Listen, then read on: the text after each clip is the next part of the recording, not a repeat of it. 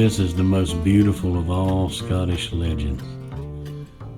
It's called the story of John Campbell the Huntsman. John Campbell was a powerful man, large in stature, very brave and very skilled in war. He was a noted warrior in the battles against his enemies that attacked the Campbell clans. John Campbell was a tremendous archer whose arrows flew straight and true. He was also a very handsome man. All the young lasses throughout all of the regions of Scotland wanted to be his bride, but he never took one. But he dated many women and loved many women. There come a time of peace that he was watching his flock near his father and mother's home, two people that meant more to him than his life. On a cloudy day, and a tremendous storm came up from the sea. Lightning ripped across the skies. Winds blew.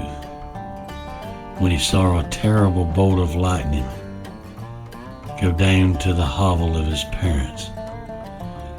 Soon his hovel of his parents was engulfed in flames, and he herded the sheep into a small little area where he could be watched by a friend that was nearby, and he ran as hard as his powerful legs would carry him. But it was too late. His hovel was engulfed in flames. As he blasted in the door, there was his dear mother and dear father. They had both died because of the thick smoke.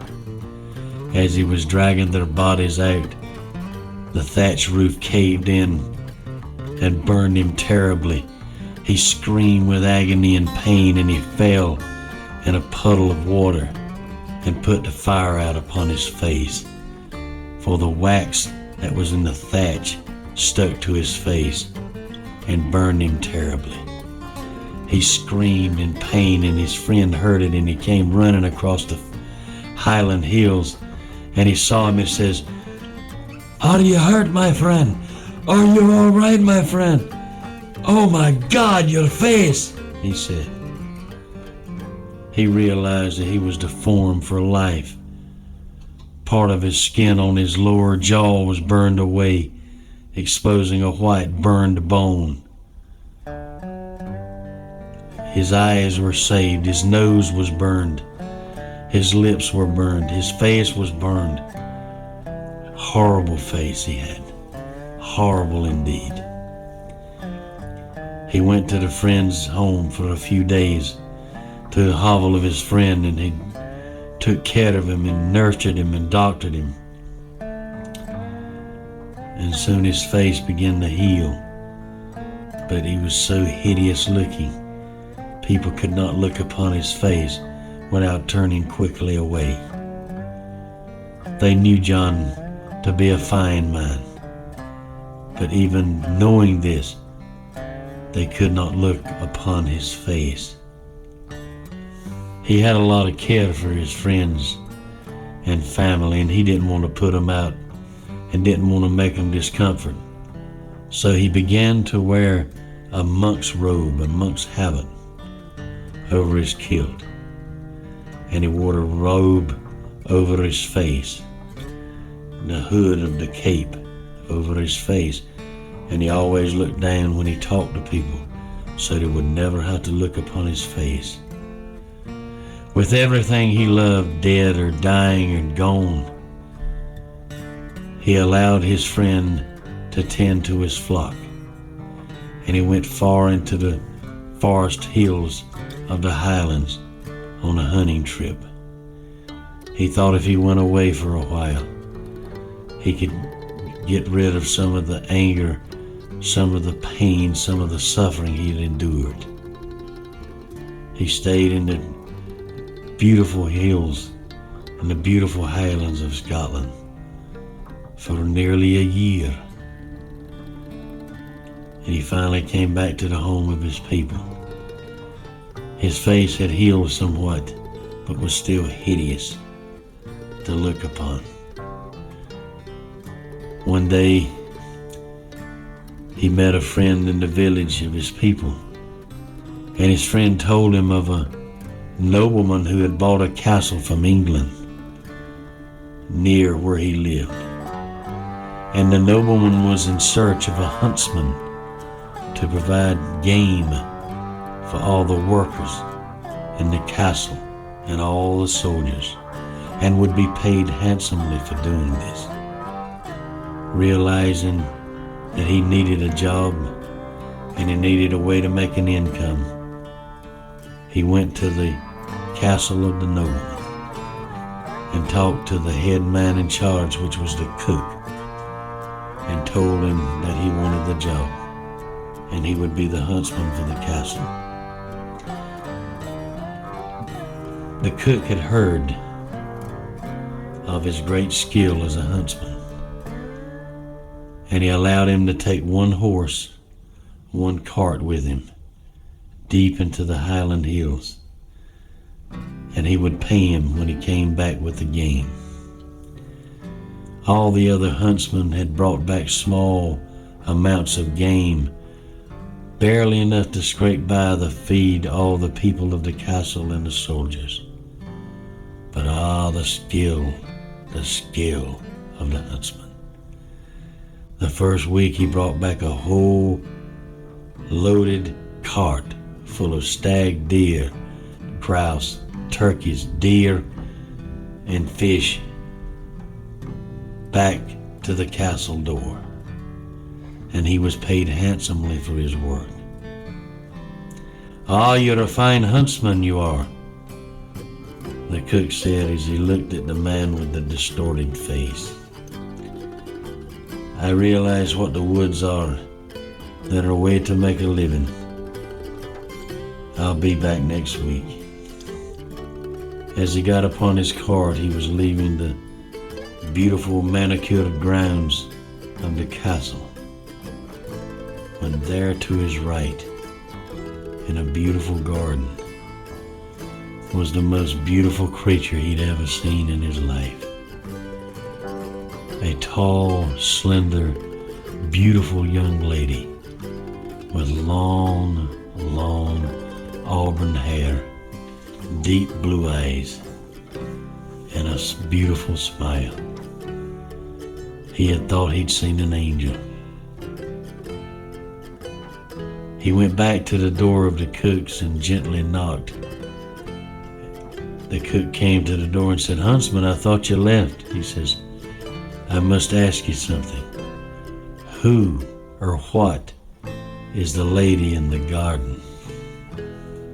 The cook laughed and says, "That's the nobleman's daughter. She's fair, isn't she?"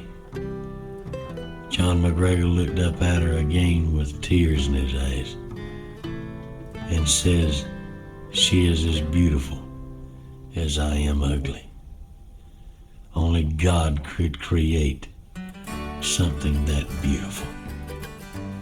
And his tears rolled down his burned cheeks and distorted cheeks. He got back on his cart and went deep into the highlands. But the memory of the princess that he'd seen stayed with him during the night and burned him like a deep coal. "I know what I'll do," he thought to himself. "I'll carry what is beautiful, and I'll leave it, and no one will ever know that the gifts were from the huntsman." The next week, as he came back, as he went by the garden, he looked, and the princess was not there. The beautiful maiden was not there that day.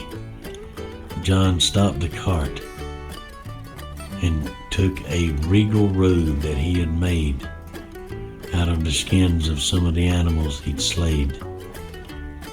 A robe fit for a queen. Took it to the elegant chair and laid it upon the chair, and ran back to his cart and took the food and game to the cook's door. The princess came out that afternoon. The lady, the nobleman's daughter, the beautiful lady, came out the afternoon and said, "Who could have left me such a fine gift?" And as her maidens helped her get into the robe, she says, "This is fit for a queen. Who bears me such favor? You tell me." The maiden said, "I don't know. No one saw this beautiful gift." She said, "It's the most beautiful thing I've ever seen in my life." One of the maidens, the old elderly lady, spoke up and says, "It was left by one who loves you." That's a good omen. As John Campbell stayed in the hills, he kept remembering how beautiful the lady was. Every day the huntsman would try to get the maiden something that would make her happy. Sometimes he would capture songbirds in the evening, nightingales. He would catch them and build little cages for them. And she had dozens of nightingales, and they would sing their beautiful songs.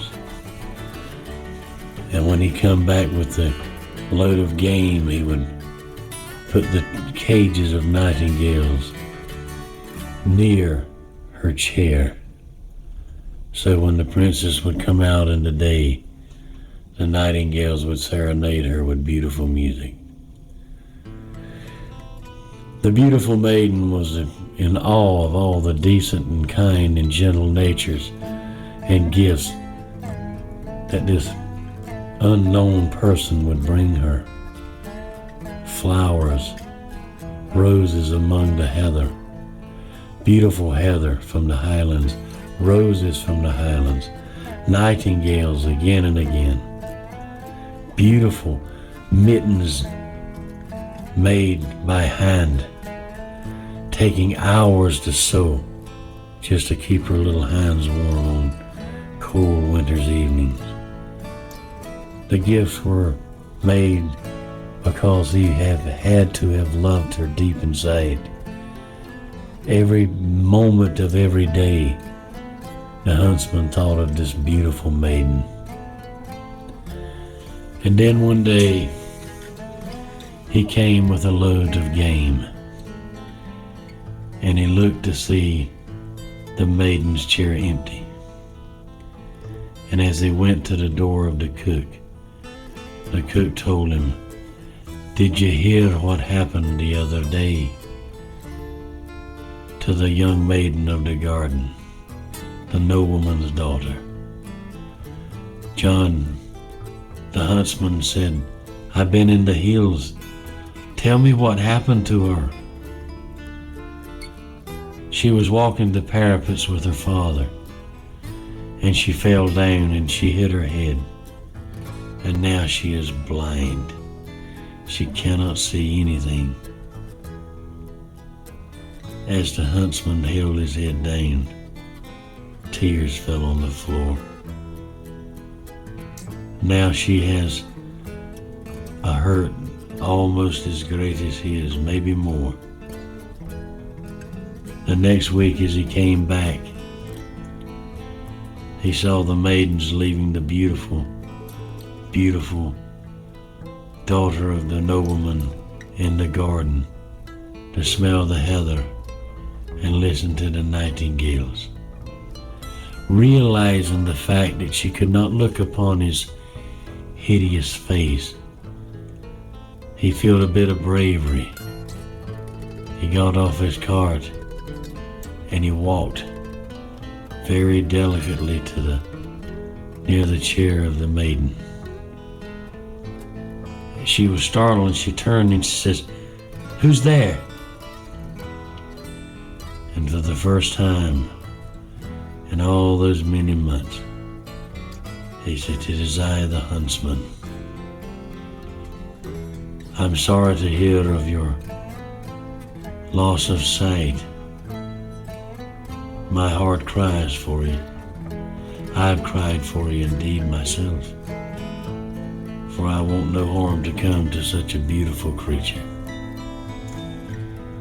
Tears began to roll down the maiden's face. She said, "Such a kind thing to say. Such a kind thing to say."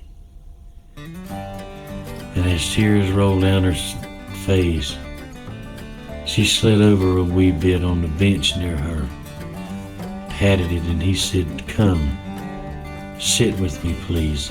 Talk to me." And as the huntsman sitting there, the most beautiful creature he'd ever seen, he felt almost at ease with her. As he looked upon the smooth face, and he looked at the auburn hair, and he saw how fair she looked, he was almost grateful that she could not see his ugliness. He finally spoke to her. He says, "Have you been liking the gifts I've left for you?" "It is you that left these gifts?" "Aye, 'tis me, it's all right. I left you the robe. I left you the mittens for your hands. And I left you the nightingales. I left you the rose upon the heather. And I left you the heather, the purple flowers of the highlands, so sweet in fragrance. I've left you everything I can to make you feel and happy, make you feel well and make you happy." Tears again rolled down her face. Such a kind and decent gesture. Truly, you're a kind man, Huntsman. The huntsman said, "Well, lassie, I'll see you next week, and I'll stop by and bring you some more gifts." She says, "Oh, do come back, please." Almost in a childlike beg, "Please come back. I will return, and I'll bring you some honey from the trees. Bees are making it now, and I'll get you some fresh honey, and you can eat it, and you'll be happy." She smiled, and he walked away. All during that week, he looked forward so much for seeing her face again. He made her some more beautiful gifts. He carved her some beautiful things out of some dead wood he found near a stream bank. And true to his word, he got her some fresh, sweet honey. He brought them back the next week, and the next week he brought her again some gifts and sit with her and spent time with her. And the next week, and the next week. But 2 or 3 months down the way, as he brought a load of game to the cook's door, she was not there. And he was surprised, because he had making her a wrap from mink skins. And as he rapped on the door of the cook, he says, "Where's the beautiful maiden of the garden?" And the cook says, "You've not heard, have you?" "What happened to her?" he said. "The nobleman carried her to the great city of London, where she had an operation by a great surgeon, and they have restored her sight." The huntsman began to cry as he walked to his cart. "She can never see me. She can never look upon my face. I must never see her again." As he took the bow and arrow off his cart and his sword and his daggers, he told the huntsman, "I must take the horse.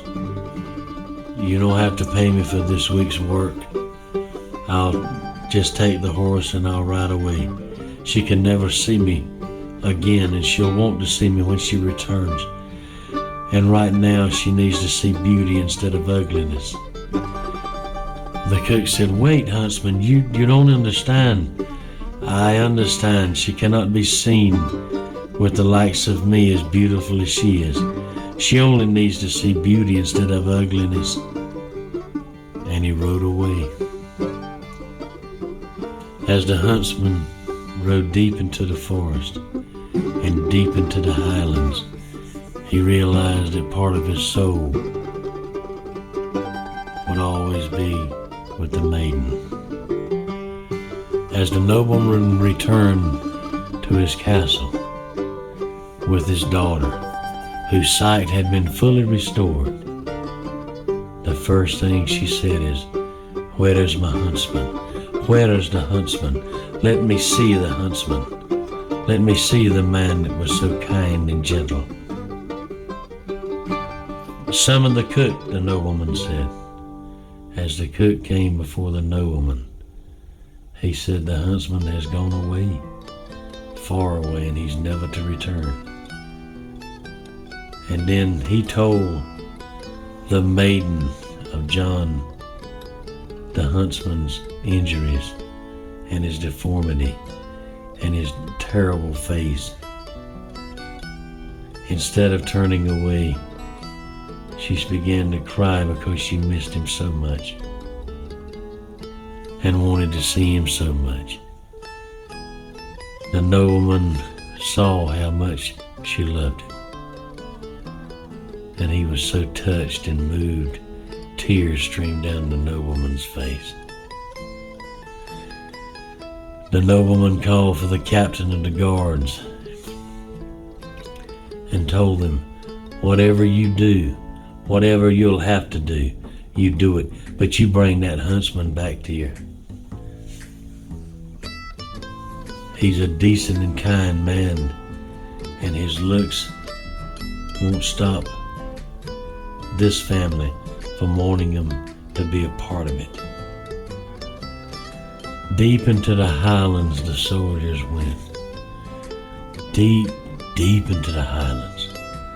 They searched and searched and searched. After months they found the huntsman fishing in a small brook.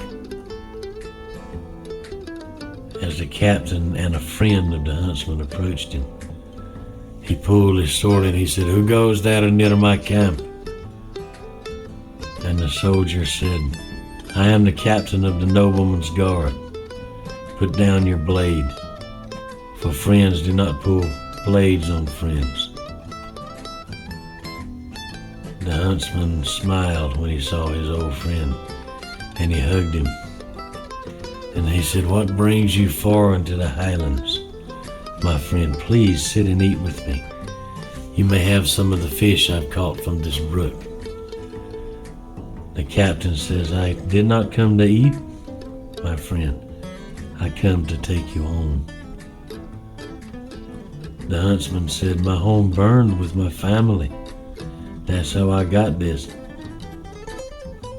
The laughter was very mute in the captain's lungs when he says, "No, you're welcome in the nobleman's castle. They want you to come home, John. They want you to come home." As tears came down the huntsman's face, he remembered the beautiful maiden, and he remembered his love for her, for he was dying inside, and dying inside was he. He hung his head and he said, "Well, I will return, for I'm dead inside anyway without her. Without her, I'm empty. With her, I'm full. I'll return with you, my friend, for I want to see her lovely face once more. When she sees me, she may turn away, but just once I have to look upon her face again. I have to hear it from her lips that she no longer wants to see me, that she no longer wants me. I have to hear it from her own lips that she never wants to look upon me again. This is what I will expect. This is what I pray not happen." The captain says, "Come with me, John. Huntsman, you must return with me to the nobleman's castle. "Aye, my friend, I will go with you." But days and days and days they rode back. And finally they came to the land of his people. And finally he came to the grounds of the castle, to the manicured grounds. There was a long walkway all the way to the main road from the castle. When they started down the long cobblestone walkway on the horses, cannons began to fire from the top of the parapets. 7 cannons fired in succession. The huntsman turned to the captain and said, "They must be expecting a great man today. That is called a salute." As he got closer to the castle door, he noticed a guard standing at attention. Surely there is a great man coming this day, because the Thistle Knights are standing at attention. And as the castle doors opened wide, and he saw his beautiful maiden standing at the top of the stairs, he said, "There she is. There she is. I get to look upon her face once more. Just once more." And as she came down the steps, tears streamed down her face. And she was smiling as well. The nobleman was standing there, and all his men around him, and all his workers, the cooks and the candlestick makers, and all the soldiers that he provided the food for. And strangely, all of them were smiling brightly. And as he made his way to the front of the column, to the front of the walkway, and as he got off his horse, she came straight up to this giant huntsman. "Aye, you're the huntsman I've wanted to see for so long. Why do you wear a robe of a monk? Please let me see the face of the man I've longed to see." And as the huntsman held his head down and looked at her with one eye out of a small opening, he says, "I will let you see my face, but once you look upon it, you probably won't never want to see me again." She said, "Don't be silly." And as he took off the robe of the monk, strange things happened in his long time away from the castle. He had grown a long and distinguished beard. And as the maiden looked upon his face, she said, "What a handsome face you have." And his tears streamed down his eyes, down his cheek into his long beard. He says to her, "And you are the most gentlest of all creatures." It's been hundreds of years since that day, since the gates of the castle were open for one huntsman. And it's said even to the day, as the highland mist goes upon the hills of the highlands, late in the evening, near a great castle, there's a small hovel where a huntsman and a lady lived till they died. And as the mist rolls over the highland hills in the evening, it said even to the day 1,000 years later, sometimes late in the evening, you can almost hear the laughter of the children that they had, and the children they had, and the children they had. So even to the day when you see the bright eyes of an auburn-haired girl from the Highlands of Scotland, and you see the smiling face of a small boy from Scotland, remember the legend of the huntsman, and I think you will smile too.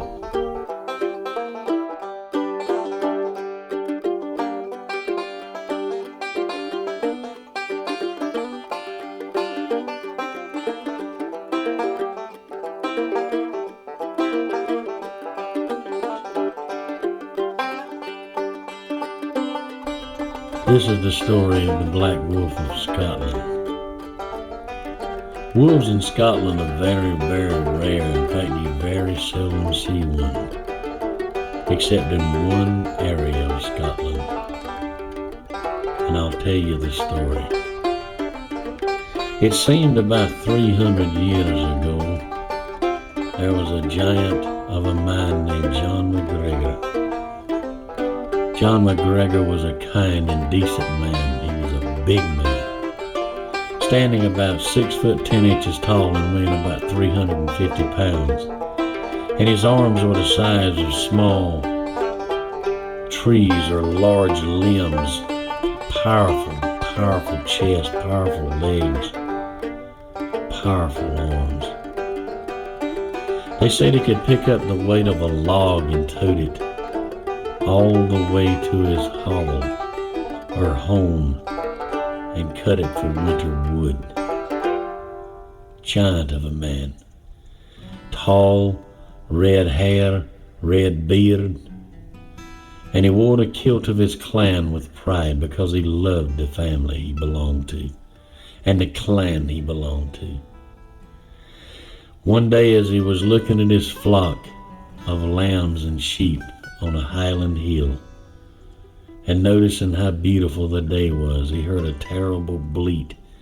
He turned to his left only to see a large black wolf take one of his little lambs and carry it away. This made him so angry he almost screamed, and he yelled at the wolf, "I'll take your hide. I'll eat your heart, and I'll take your hide and I'll put it in front of my home so everyone knows that I'm the hunter that killed you for killing my lamb. You will surely die," he screamed at the wolf as the wolf ran away with the lamb clenched in his powerful jaws. He went to a friend of his nearby and said, "Watch my flock while I'm gone, because I've got to kill this wolf that killed my lamb. For if he lives, none of us are safe anymore. Our lambs will not be safe, our sheep will not be safe, our children will not be safe, and none of us will be safe. All the people of our clan will be in danger until I eat his heart and I cut his hide away."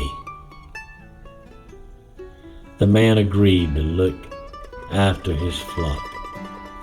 He went down into the village and he got with the old men, the old chieftains of the clan, and he told them of his plan of tracking the wolf deep into the highlands and killing the wolf and bringing his hide back, to show every hunter and every man in his clan that they've nothing to fear, because the black wolf is dead,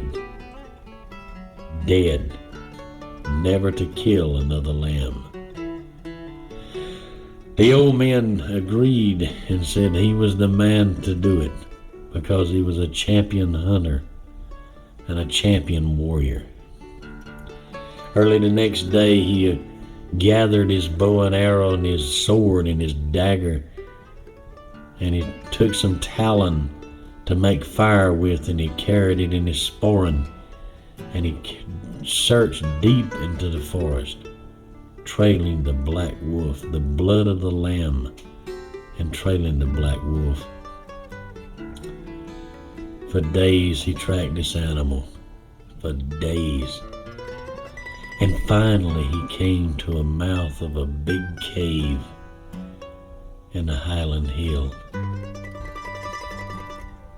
He lit some talon and made a torch and eased into the cave. He could hear the wind coming up from the bottom of the cave, making a terrible screaming sound. And as the torch light lit up all the cave, he knew by the blood on the ground that the wolf was nearby. When he entered a great cavern, he saw movement, and he looked to his left, and he shone the light bright. And there, with teeth 3 inches long and razor sharp and bloody from the little lamb, was a giant black wolf. And he was growling a guttural growl. Surely one of these great warriors would die this day. He knew that he was going to kill this wolf and take its heart and take its hide and do what he said he would do. But then the eyes met, and he realized this wolf was a warrior inside too, and he was willing to die and kill. And all of a sudden he heard a whimpering, and he looked to the other side of the cavern, and there was a female wolf, a she-wolf with some little pups. And then he looked back at the wolf, and he drew back his sword to kill the wolf, and he looked at him, and their eyes met. And he looked deep into the wolf, and he almost saw himself, because he realized at that point the wolf only killed because it was hungry, and his family was hungry, and his young were hungry. John McGregor thought that I killed animals to feed my young and feed my family. How are we different? How are we different? He realized at that moment he couldn't kill the wolf, because it would almost be like killing himself, and a part of him would die if he killed the wolf. So he quietly backed out of the cave and left the wolf in peace. He knew he would have to face his people and his clan, and he knew he would be ridiculed for not killing the wolf and taking its hide. But he could not do this terrible thing. So he made his way back to the village of his people. He went to the old man that was in charge, the old chieftain that was in charge of all the clan, and he told him that he could not kill this animal, because the animal only killed for what it needed, same as us. And only to feed its young was the only reason he took that land. The old man looked at him and understood what he was talking about. And he said, from this day forward, no harm will come to the black wolf. We will only kill. He who only kills for his young, the same as we do. Well, it come to pass that some of the men in his clan asked him, have you lost your nerve, John? Have you lost your nerve? Are you not a huntsman anymore? Are you not a warrior anymore?